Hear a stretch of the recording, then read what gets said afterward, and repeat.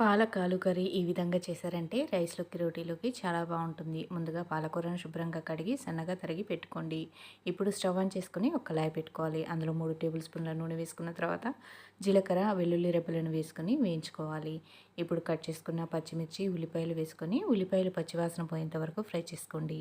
ఇలా 2 నిమిషాలు ఫ్రై చేసుకున్న తర్వాత పసుపు వేసుకోవాలి. అందులోనే కట్ చేసుకున్న బంగాళదుంప వేసుకొని ఒకసారి కలిపి మూత పెట్టి బంగాళదుంపలు ఒక 5 నిమిషాల వరకు ఉడికించుకోండి.